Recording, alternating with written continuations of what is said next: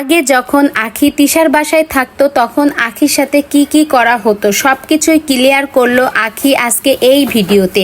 আখি তার ভেরিফাইড পেজে একটা পোস্ট দিয়েছে, সেই পোস্টটিতে লেখা আছে, এখন আমার এই পোস্ট দেখে জামাইয়ের ফোন বাসায় যারা কামলা দেয় তাদের ফোন দিয়ে আমাকে নিয়ে ইনিয়ে বিনিয়ে পোস্ট করে লাভ নাই। আমি জানি পোস্টটা কে করবে, সাধারণ মানুষ বুঝতে না পারলেও আমি জানি, কারণ এই রকম বহুবার হয়েছে আগেও।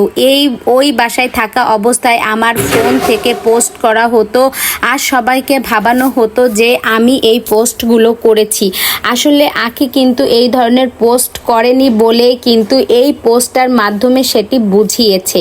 তো কি বলবো, এখন আখির জায়গায় আছে, তিশার জায়গায় আছে। তিশা শ্বশুরবাড়ি সারাক্ষণই আছে সংসার গোছানো নিয়ে ব্যস্ত, আখি আছে তার প্রমোশনের কাজ নিয়ে ব্যস্ত। এখন আসলে কি হচ্ছে না হচ্ছে সেটা ভাবাই দুষ্কর। তবে সোশ্যাল মিডিয়ায় অনেকেই বলছে যে এই নিয়ে আসলে একটা গুঞ্জন ছড়াচ্ছে।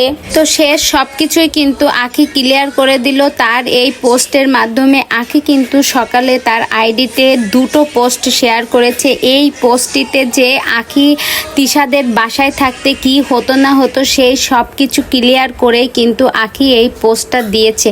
তো আপনারা যদি ভালো করে ভিডিওটা খেয়াল করে শুনুন বা পোস্টটা ভালো করে পড়েন তাহলে বুঝতে পারবেন যে আসলে ওই বাসায় থাকতে আখির সাথে কি কি হয়েছে। তো সকল বিষয় কিন্তু আখি তার ভিডিওর মাধ্যমে ক্লিয়ার করলো।